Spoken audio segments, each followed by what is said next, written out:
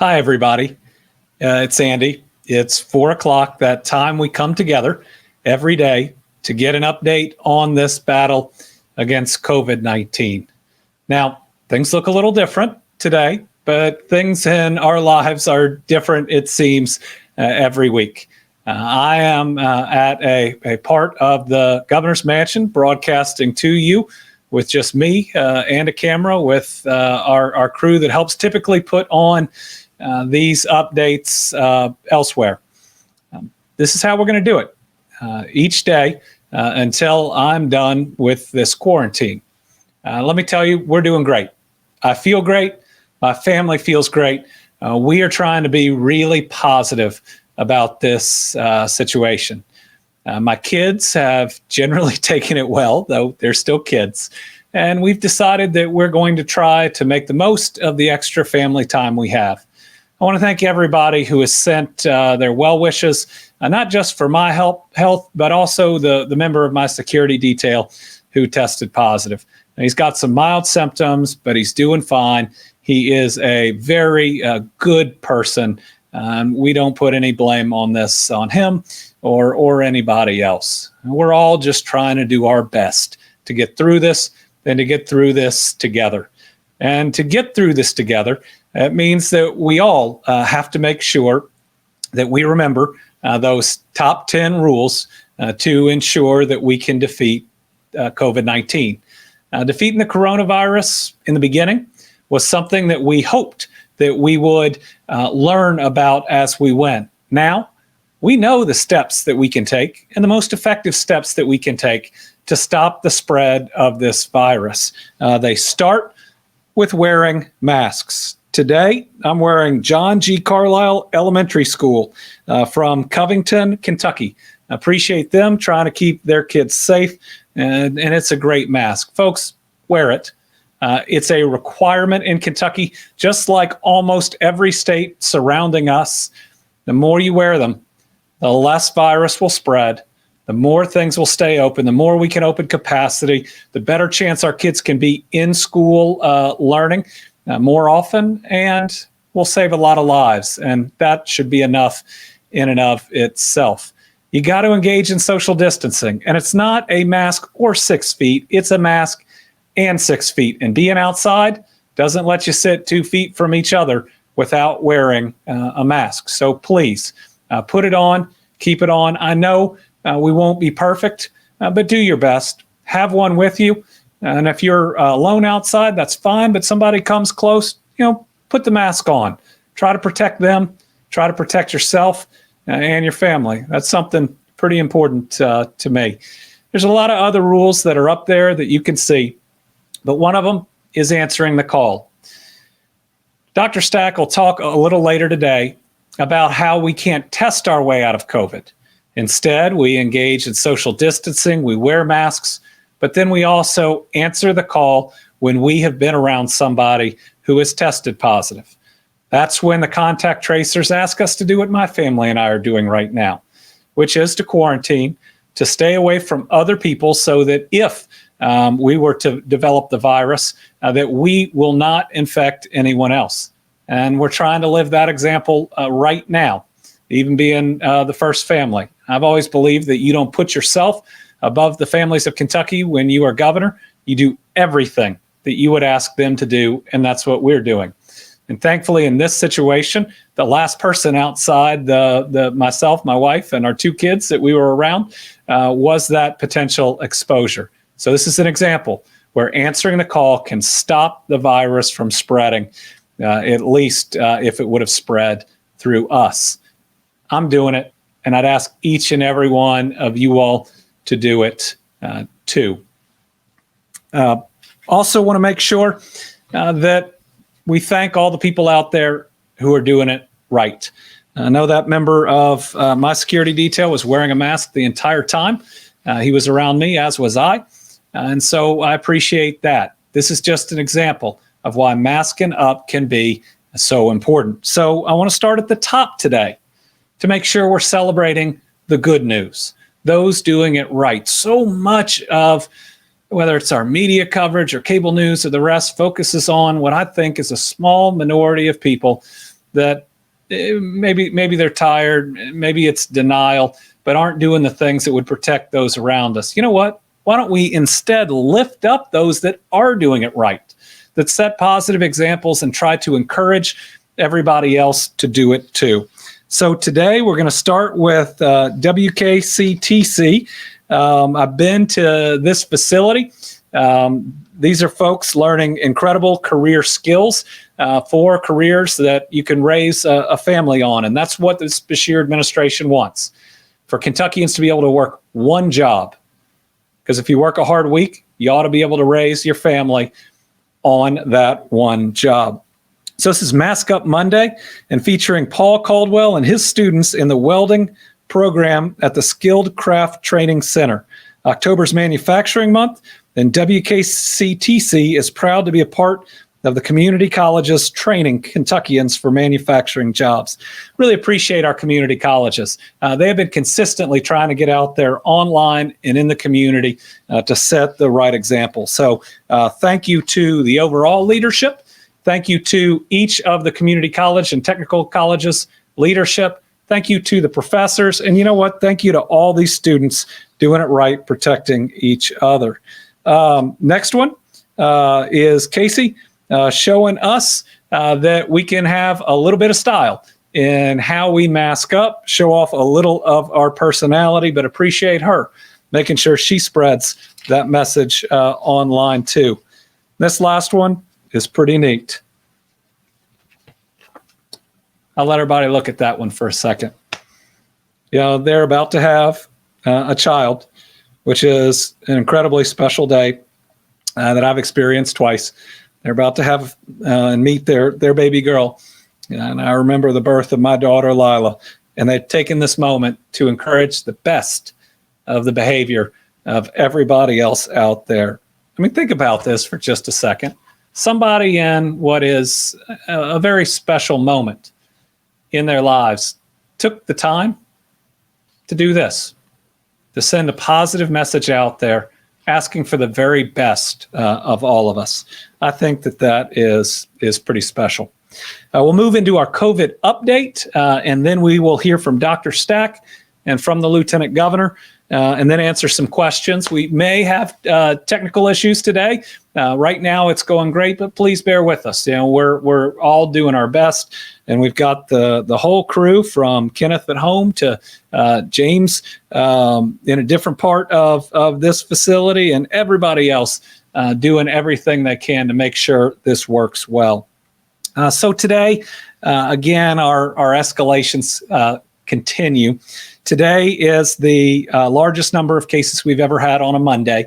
Remember, Mondays are fewer cases than most of the rest of the week because of the lab schedules. So today we're reporting 643 new cases of COVID-19. After our audits, that brings our total number of cases to 80,930.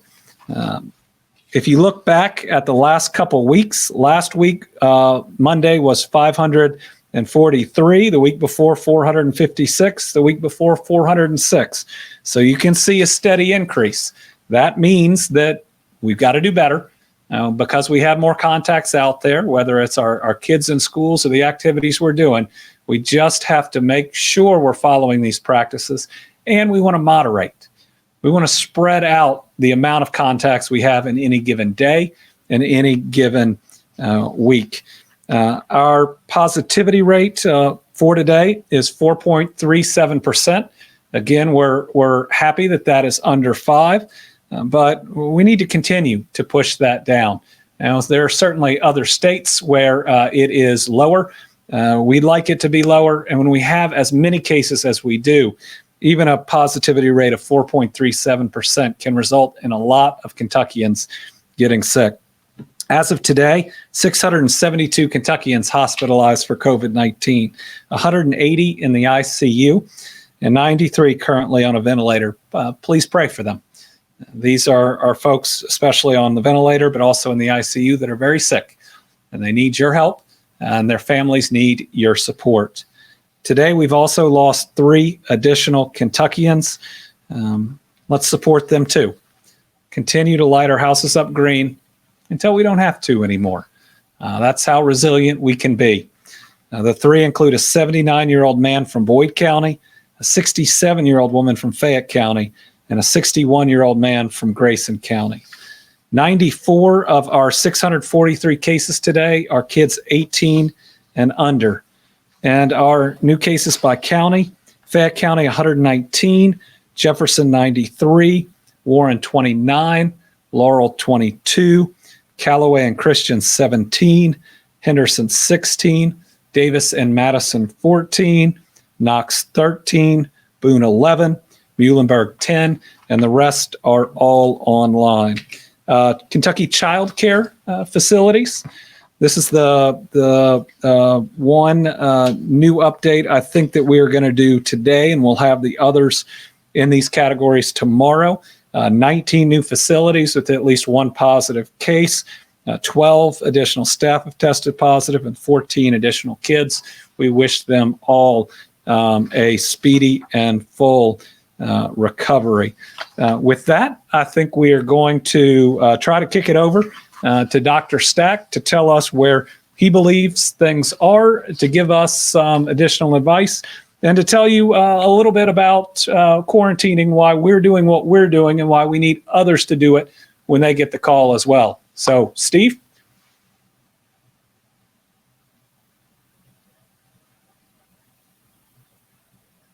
These learning curves here. Situation update for the state of Kentucky today. As the governor has already expressed, our case levels remain high. I remain concerned that we are still in an escalating situation.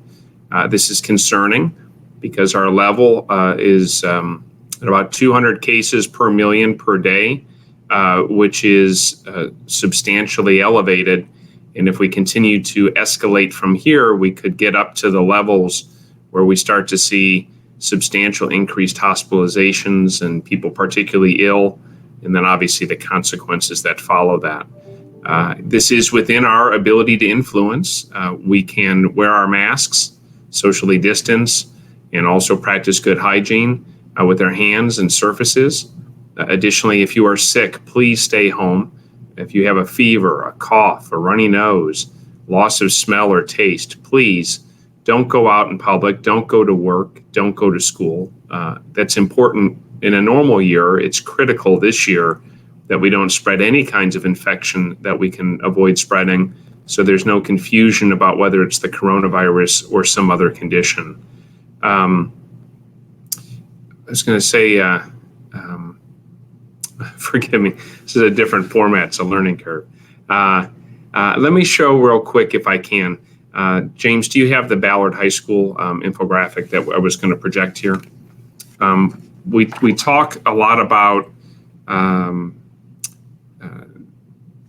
people getting sick and hospitalized and potentially having consequences as bad as death. There's another possibility, though. We're finding that some people, maybe up to 10% or so, can have lingering symptoms that go on for weeks or months. Things like brain fog, difficulty concentrating, I guess is how I would translate that, shortness of breath, fatigue, persistent loss of smell or taste. Those are obviously problematic. But we also know in children that we can have this multi-system inflammatory syndrome, and that this can be particularly serious. And so I don't know if the image is projected, but we do have a slide for in COVID-19 news for Ballard High School students. And this was in the media for this student named Taylor Kreitz, whose story was shared by her mother, Janelle Barden. And she got sick. Taylor got sick in June. She was positive for her test for about 3.5 weeks, and she had relatively mild symptoms, as the report goes, with loss of taste and smell.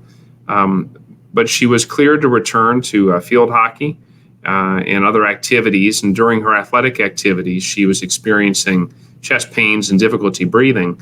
And it was found that she was having heart difficulties related to her COVID syndrome. She developed a fever, got ill, was admitted to the intensive care unit. So obviously all these things are terrifying for a young person in high school and for their parents.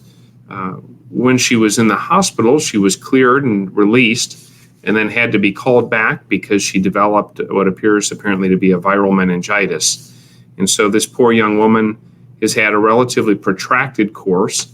And these are the kinds of things that can happen. And this is not, of course, the typical nursing home patient or senior citizen or someone with chronic medical problems. This is a young, healthy, athletic person who started developing symptoms for the post-inflammatory problems that happen after COVID-19. So I would urge everybody, please, this is not the time to be dismissive about this disease or to be cavalier about it. It's the time to double on our efforts and really make sure we minimize how much disease is in the community and how much spreads. And to that point, I come to my last point for today. The governor's quarantined, as he's already explained. I want to go over this a little bit, why this is so important. So we don't have any cure for this disease yet, and we don't have a vaccine yet that will prevent you from getting it. Those things are hopefully going to come down the road. Certainly, we hope a vaccine will be something we can start offering people in the next few months ahead. But until then, what we have are prevention and public health interventions. Prevention involves the things we talked about: social distancing or physical distancing more than 6 feet, wearing a mask whenever you're around anyone who's not from within your household, and perhaps sometimes even within your household if one of your members of the family thinks they may have been exposed. Also, washing your hands often, covering your cough.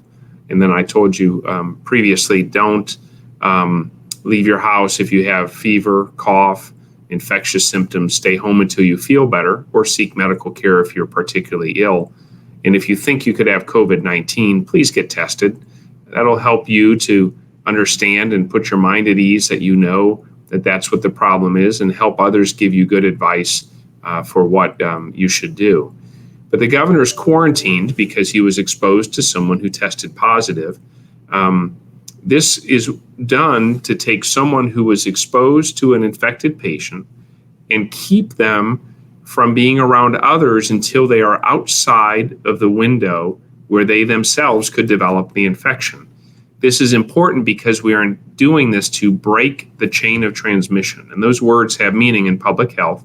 We're going to break the chain of transmission, meaning if the governor, the first lady, or his children should become positive for COVID-19, and we all hope that won't be the case, but if they should, they have not been in contact with anyone since they found out about their exposure. So the chain of transmission will end with them, meaning they won't spread it to anyone else because they won't be in any proximity to other people for the period of time that they're in quarantine.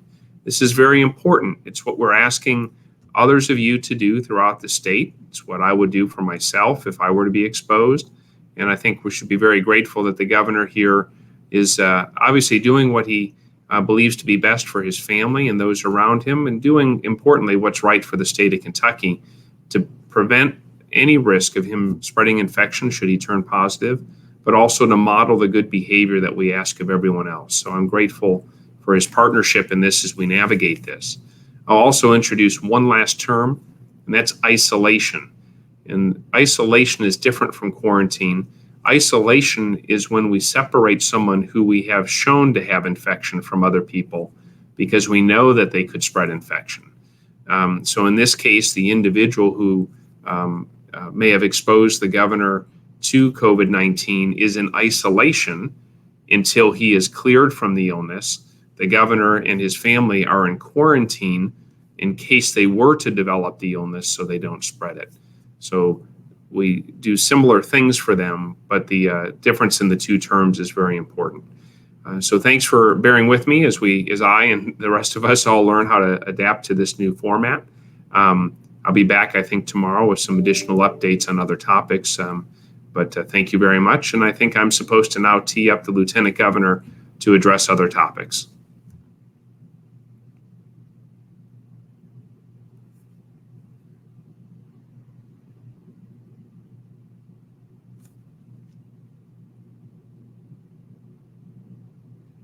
There we go. Kentucky. First, I want to begin by commending you, Governor Beshear, for doing the right thing.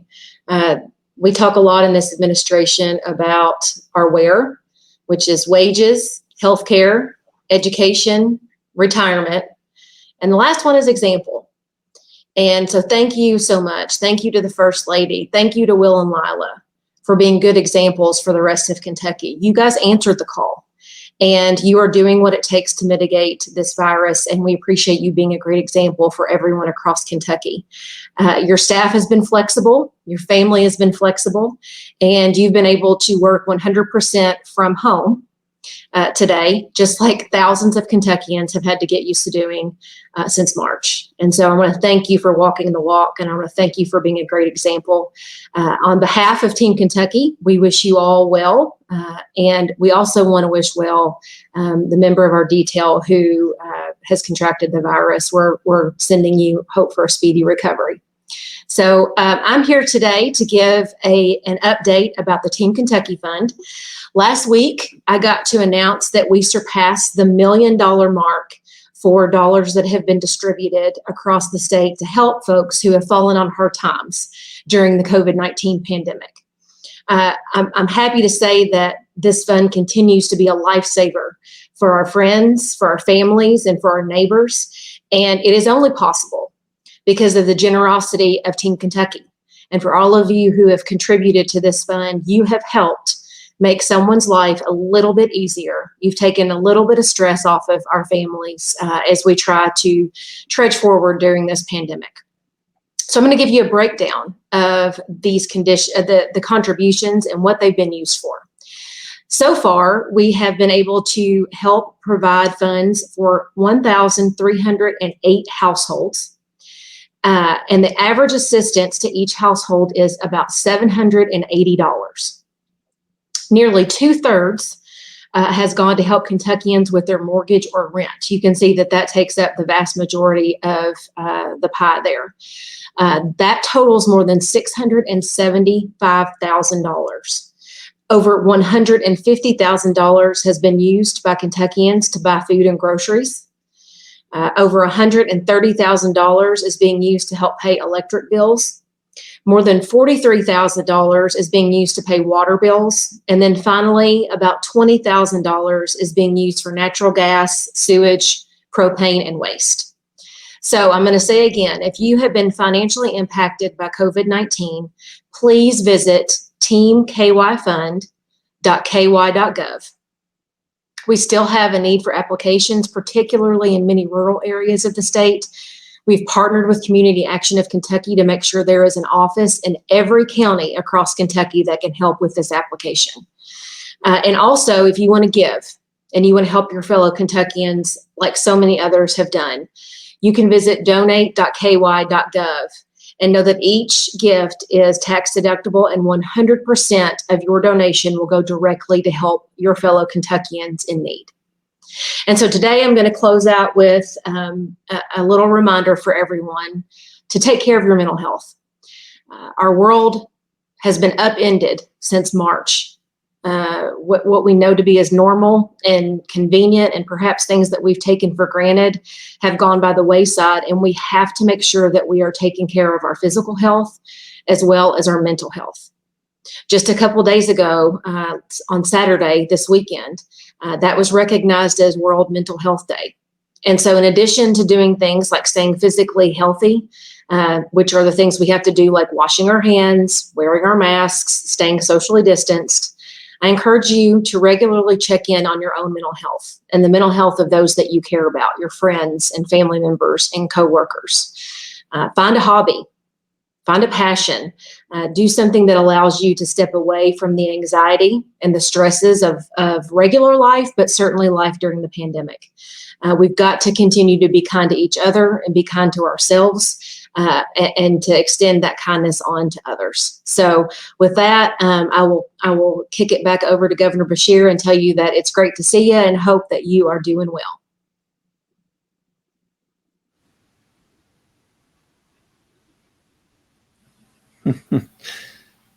Thank you, Jacqueline. so appreciate everything you bring to Team Kentucky.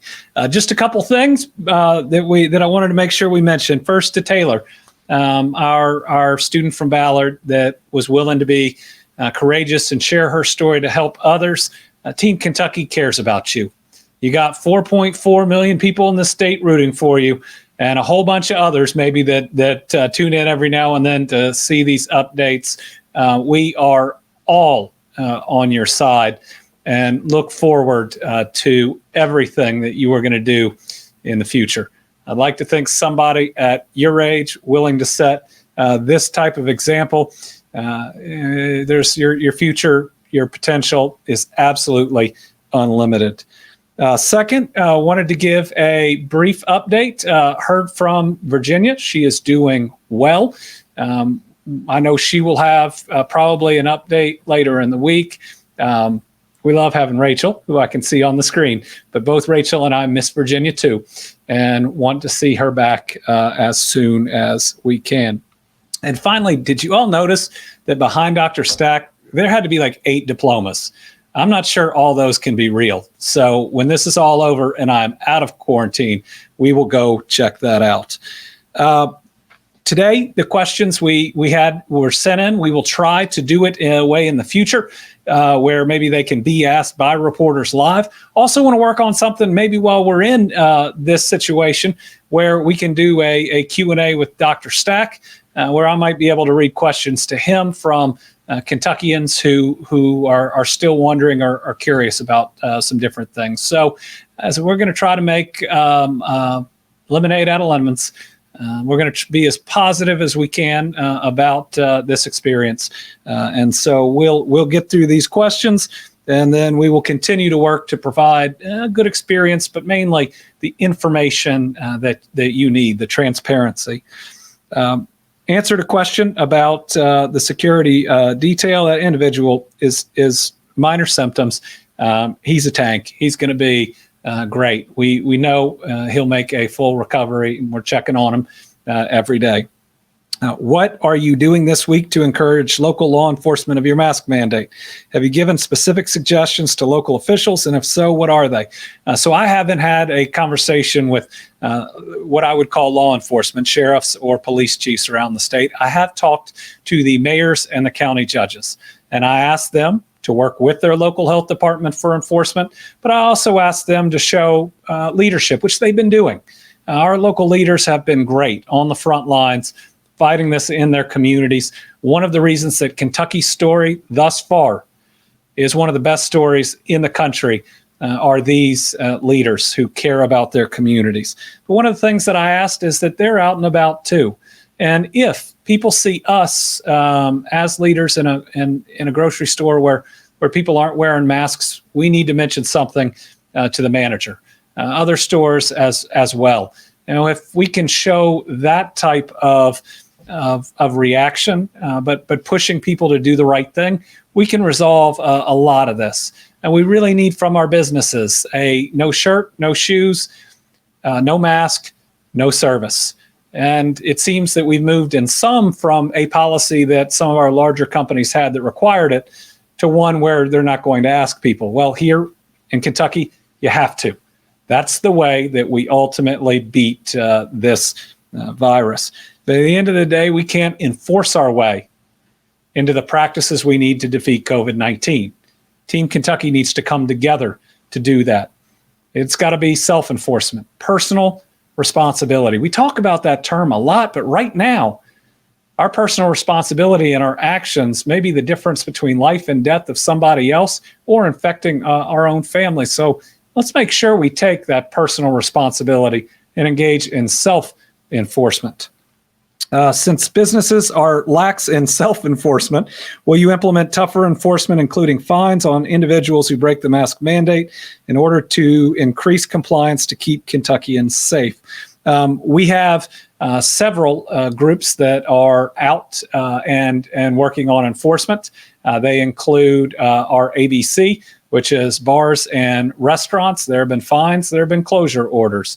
Also our labor cabinet, making sure that those that are working The employees that are working in businesses where lots of people come through are in a safe environment, meaning they are wearing masks, all the other employees are wearing masks, and the customers are wearing masks. But again, we need others out there working to do this too. We need folks not to try to come up with reasons that they can be the exception, but want to be a part of the solution.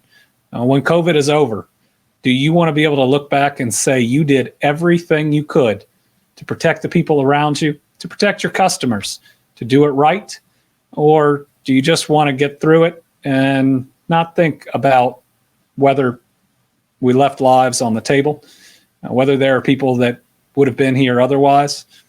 And every major economist talks about how we deal with this virus is going to be the main and major determinative factor on how long we have a recession or how quickly we bounce back. So let's do this right, Kentucky.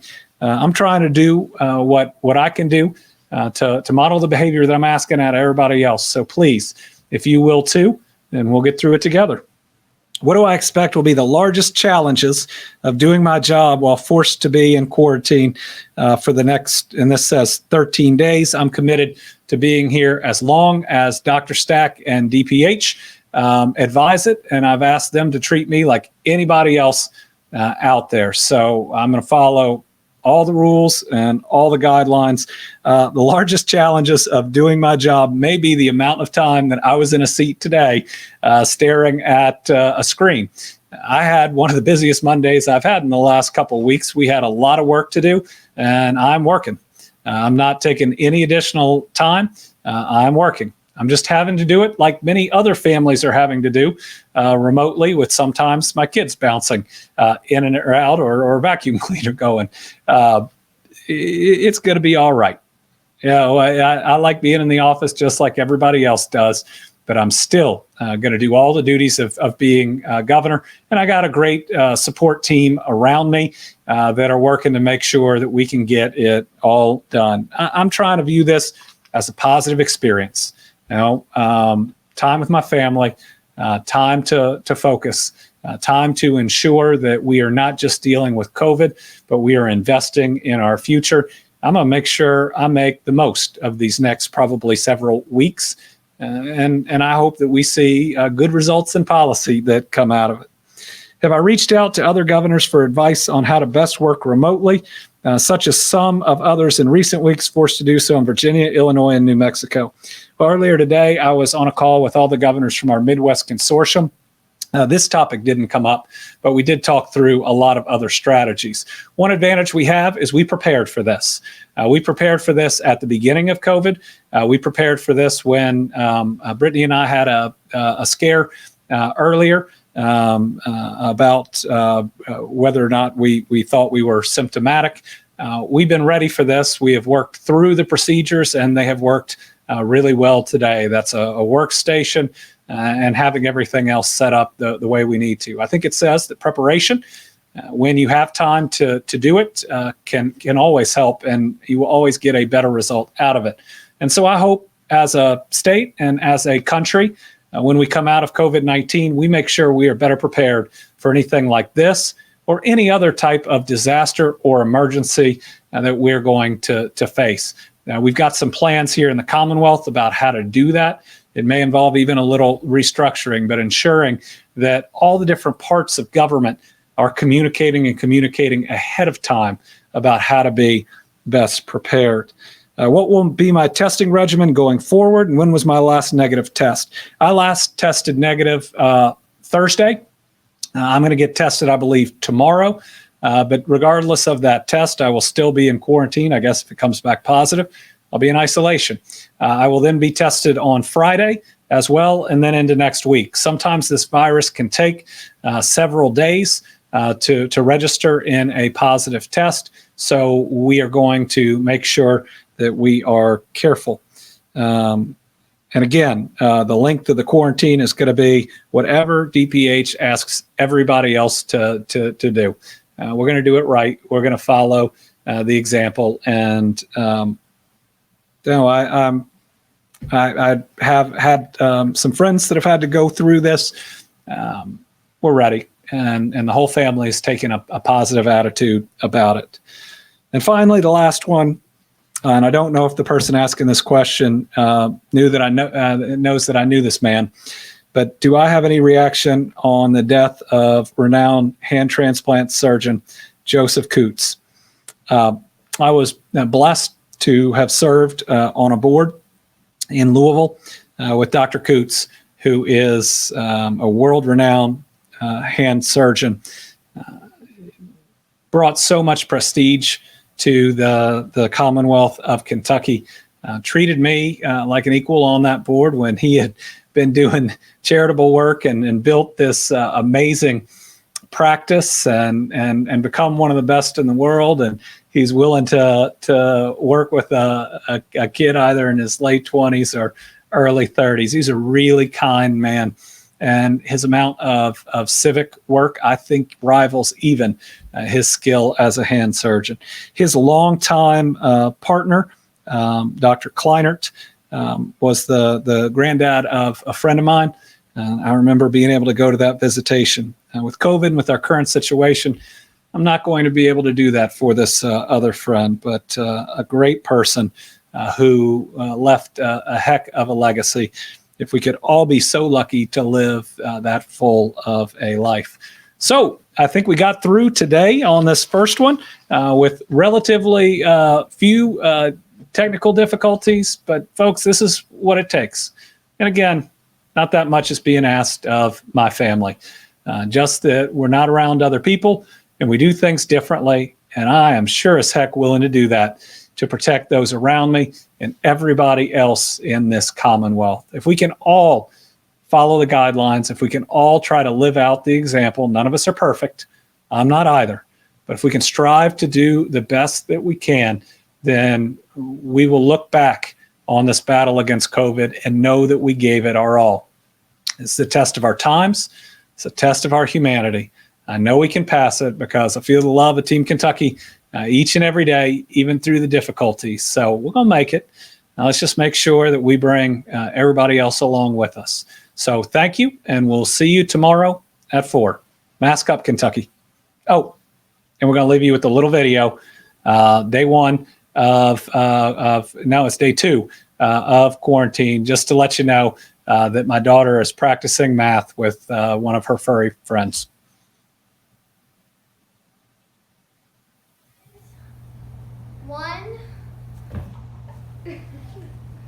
What is 1 plus 3? What's 1 plus 3? What is it? She's like, What is it, 2? What's 1 plus 3? My name is Henry. Winnie, what's 1 plus 3? Amazon Transportation Services. Winnie, what is 1 plus She's like 3? asking for help. Yay! Yay!